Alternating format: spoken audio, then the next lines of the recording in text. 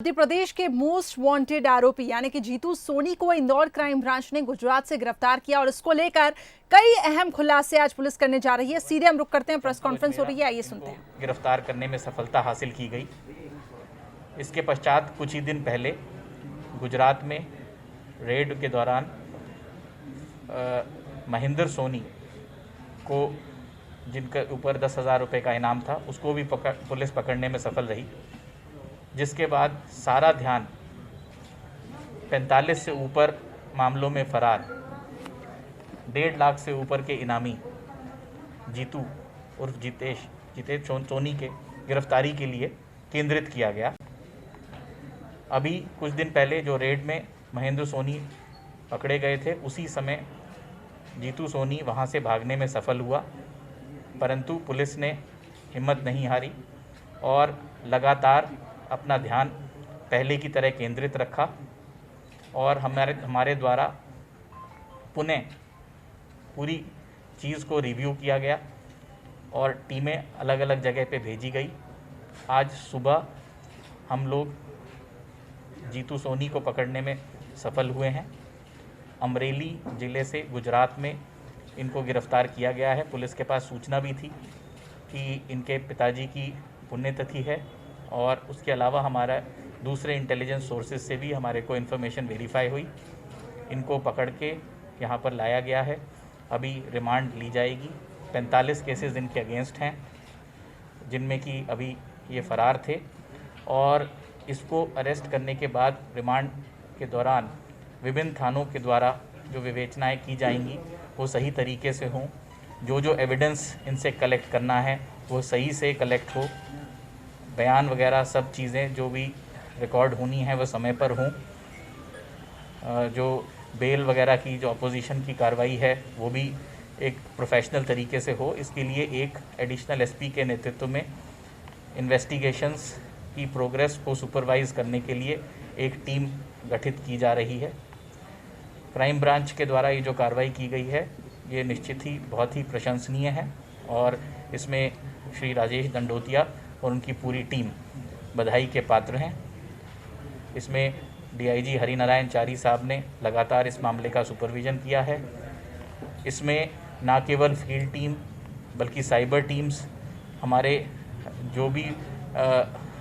जो फील्ड के जो थानों के भी जो कर्मचारी हैं, उन्होंने भी बहुत लगातार निरंतर इसमें मेहनत करी है और आगे आने वाले दिनों में जो बाकी फ़रार भूमाफिया हैं उनको भी हम शीघ्र ही गिरफ्त में लाएंगे, ऐसा हमारा प्रयास रहेगा। सर, ये महेंद्र सोनी जब गिरफ्तार हुए थे तो जीतू सोनी बताया जा रहा वहीं पर मौजूद थे, तो कहाँ से सर जानकारी लीक हो गई? क्या गुजरात पुलिस या देखिए ऑपरेशंस, इस तरह के जो ऑपरेशंस हैं, आप लोग इससे सहमत होंगे कि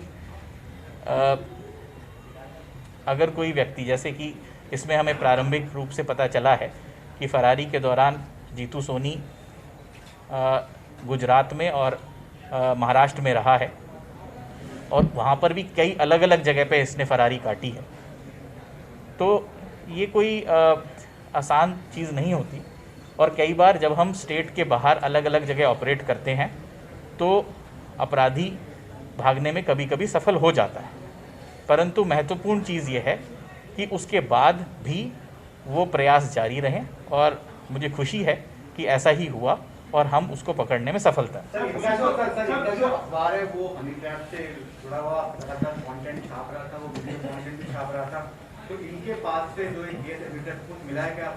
देखिए, अभी हमने उनको जस्ट गिरफ्तार किया है। इस आरोपी जीतू सोनी को गिरफ्तार किया है। इससे पहले इसके भाई महेंद्र सोनी को गिरफ्तार किया था। इनसे दोनों से पूछताछ होगी कि 45 से अधिक मामले हैं। तो अभी इस चीज़ पे कहना मुश्किल है कि इनका किस केस से क्या रिलेशन है, पर जैसे जैसे इन्वेस्टिगेशन पूछताछ आगे बढ़ेगी, हमारे पास अगर कोई महत्वपूर्ण डिटेल्स आएंगे हम आपसे शेयर करेंगे।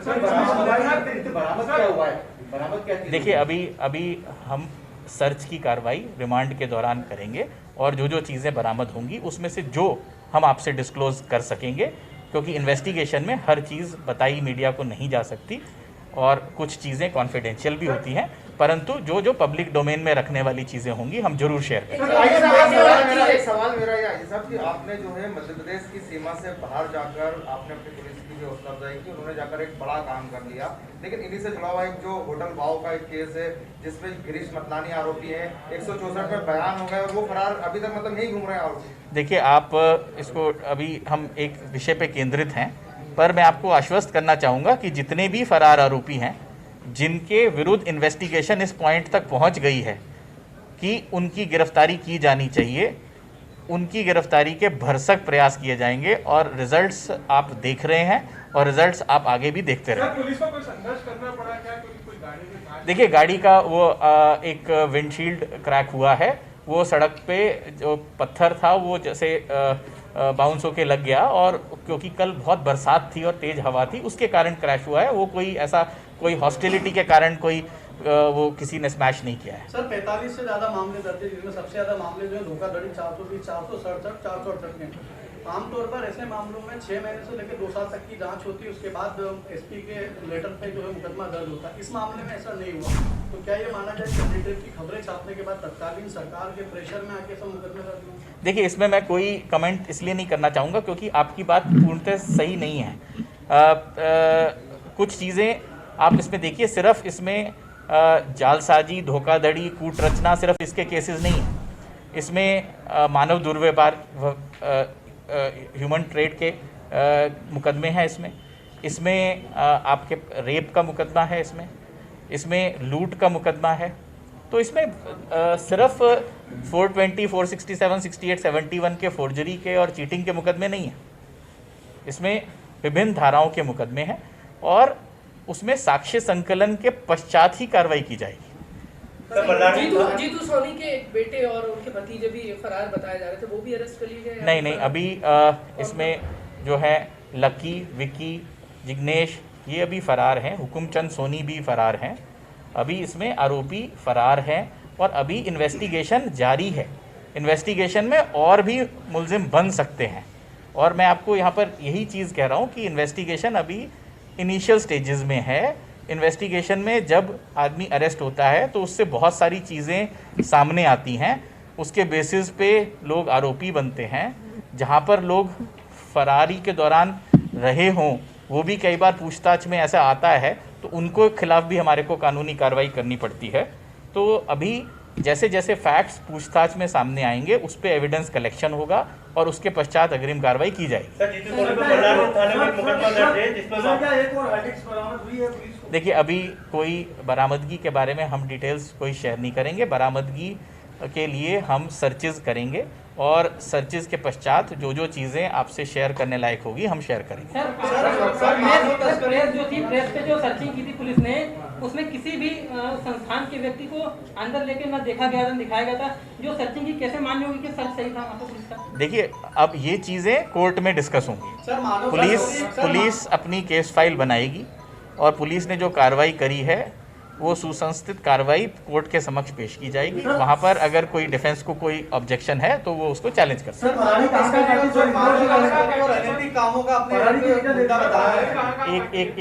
सर, मानव तस्करी और अनैतिक कार्यों का जो आपने मुद्दा बताया, मायाओं पिछले 30 साल से संचालित हो रहा था। अनिल रसमाला जी, संजीव समी जी, संतोष सिंह जी, ऐसे कई दबंग अफसर इंदौर में अपनी छाप छोड़ के गए, उनके कार्यकाल में भी वो चलता रहा। तो ये माना जाए कि उस टाइम से नजरअंदाज किया गया और देखिए अभी इस कार्यकाल में वहाँ पे अनैतिक गतिविधियां नजर आई सामने। देखिए, कोई चीज़ कभी पकड़ी जाती है इसका मतलब ये नहीं होता कि कोई चीज़ रही है। अगर कोई चीज़ आपने नहीं छापी, आज छापी है, तो इसका मतलब ये नहीं है कि आप पहले उसको नहीं छापना चाहते थे। जब जानकारी में चीज़ आती है उसके बाद कार्रवाई की जाती है। फरारी कहाँ का काटी और कब के केसेस हैं? देखिए, ये केसेस मुख्यतः 2019 से शुरू होकर जनवरी 2020 के बीच के हैं और ये 45 केसेस हैं जो हमारे पास अभी अंडर इन्वेस्टिगेशन है। फरारी अभी जो प्रारंभिक पूछताछ में जो ज्ञात हुआ है, फरारी में ये गुजरात और महाराष्ट्र, यहाँ पर अलग अलग, गुजरात में 2 ज़िले, ऐसे महाराष्ट्र में 3 ज़िले, यहाँ पर इनका रहना इसने बताया है। तो वो भी चीज़ हम वेरीफाई करेंगे। ये बहुत ही प्रिलिमिनरी पूछताछ में ये चीज़ पता चली। इतने बड़े माफिया को कौन प्रोटेक्ट कर रहा था, कहाँ, कौन इसे आश्रय दे रहा था? देखिए, पुलिस ने केस दर्ज किए हैं, पुलिस ने इसको अरेस्ट किया है। अब आगे आने वाली जो जो चीज़ें इन्वेस्टिगेशन में सामने आएंगी उसमें अकॉर्डिंगली हम वैधानिक कार्रवाई करेंगे। सर, ये कहाँ से पकड़े गए एग्जैक्टली, मतलब अमरेली में धारकुंडी गांव है, वहाँ पर से ये पकड़े गए हैं। आज सुबह इसके पिताजी की आज पुण्यतिथि थी। हमारे पास इसकी रिलायबल इंटेल थी और हम इस पे काफ़ी समय से कार्य कर रहे थे। आपको पता ही है 3-4 दिन पहले हमने रेड पहले भी करी थी, पर उस समय हम सक्सेसफुल नहीं हो पाए थे और प्रयासों से आज हमें सफलता मिली। कार्यक्रम का आयोजन किया गया था पुण्यतिथि पे, जो वहाँ पर पुण्यतिथि थी उसके में इनका जाने की इन्फॉर्मेशन आई थी और हमने उनको वहाँ से पकड़ लिया। सर, एक सवाल मेरा ये है कि जो मौजूदा सरकार है, लास्ट क्वेश्चन सर, हाँ, लास्ट, मौजूदा जो सरकार है, जिस तरह से आपने कहा इसके पहले की सरकार के कार्यकाल के जो जितने भी अपराधी थे उनको पकड़ा जा रहा है, चाहे वो भूमाफिया हो या अदर रिलेटेड अपराध हो, तो क्या इस सरकार ने भी ये तय किया है कि वही पॉलिसी के तहत जितने भी अपराधी हैं किसी को भी नहीं छोड़ेंगे? देखिए, 1 जून से क्या अभियान चला है, अपराधियों की धरपकड़, ये करंट सरकार ने ही चलाया है। और मैंने आपको शुरू में बताया कि 1000 स्थायी वारंटी आज तक कभी 3 हफ्ते में नहीं पकड़े गए आज तक।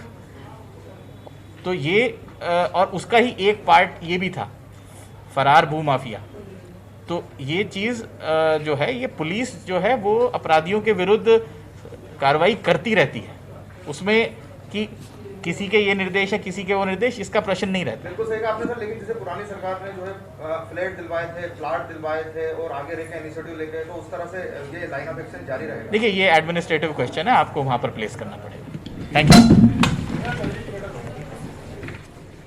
और पुलिस ने प्रेस कॉन्फ्रेंस की है और इसके साथ ही जैसा कि उन्होंने एक चीज़ बताई कि जीतू सोनी पर, आपको पहले बता दें कि 1,60,000 रुपए का इनाम था और इसके बाद क्राइम ब्रांच को इस सफलता मिली। गुजरात से जीतू सोनी को गिरफ्तार किया गया। कुछ दिनों पहले जीतू सोनी के भाई महेंद्र सोनी को गिरफ्तार किया गया था, लेकिन इसमें एक चीज़ निकलकर सामने आई, जो जब उनकी गिरफ्तारी हुई थी तब पुलिस के जो वाहन था उसके जो शीशे थे वो टूटे हुए थे। इसको लेकर पुलिस ने क्लियर किया कि ऐसा कुछ भी पथराव की स्थिति नहीं बनी थी और इसके साथ ही उन्होंने कहा कि बाकी अभी इस पर कार्रवाई कैसे करनी है इसको लेकर लगातार इस पर डिस्कशन चल रहा है और आगे इस पर कार्रवाई उसी हिसाब से होगी।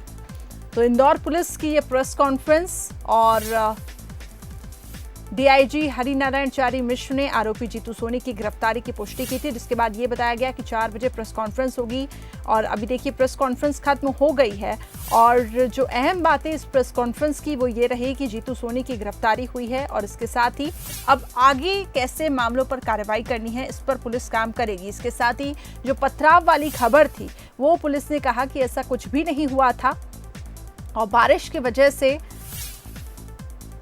ये कैजुअलिटी हुई थी, लेकिन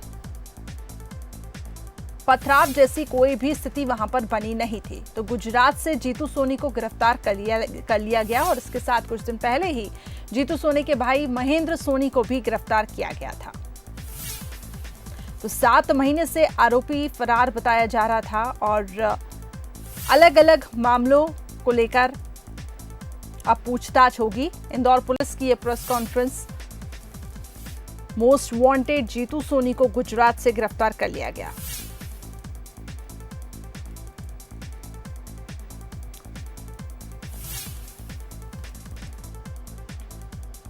तो जीतू सोनी की आज सुबह गिरफ्तारी हुई। पुलिस ने इस बात का खुलासा किया, जीतू सोनी को रिमांड पर लिया जाएगा, पूछताछ की जाएगी आगे की।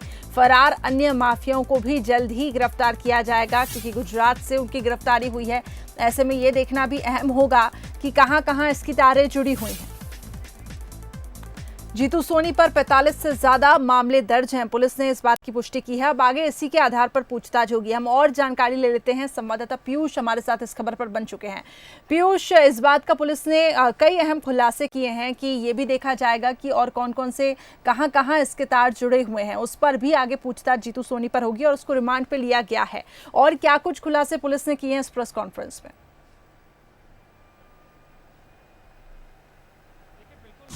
ये जो एक बड़ा ऑपरेशन माफिया के तहत कहीं ना कहीं ये कार्रवाई की गई थी और इसी के तहत आपने देखा कि पिछले दिनों बड़े भूमाफिया, बड़े ऐसे जो है वो माफिया जिनकी तलाश पुलिस को लंबे समय से थी, उन्हीं के खिलाफ ये अभियान यहाँ पर चलाया गया था। फिलहाल जो जानकारी यहाँ पर आईजी विवेक शर्मा ने दी है उसके मुताबिक गुजरात के अमरेली से के धारकुंडी करके गांव है, वहीं पर ये जीतू सोनी पकड़ाया गया है। बताया जा रहा है कि जीतू सोनी के पिता की आज पुण्यतिथि थी, कल पुण्यतिथि थी, और उसी कार्यक्रम में शामिल होने के लिए ये धारकुंडी गांव पहुंचा था और वहीं पर पुलिस लंबे समय से निगरानी कर रही थी। और जब पुलिस मौके पर पहुंची तो वहां पर जीतू सोनी जब पहुंचा तो उसे वहां पर पकड़ लिया गया। तो ये एक बड़ी कहीं न कहीं एक मुहिम थी, एक बड़ा ऑपरेशन था। पिछले कई महीनों से इंदौर पुलिस क्राइम ब्रांच के इस ऑपरेशन के साथ में जीतू सोनी की तलाश कर रही थी। इस पूरे मामले में क्राइम ब्रांच की भूमिका काफ़ी अहम रही है, डीआईजी हरिनारायण चारी मिश्र की भूमिका काफ़ी अहम रही है। और जिस तरीके से पुलिस ने यहाँ पर अब जीतू सोनी को हिरासत में ले लिया, उसके बाद में कई तरह की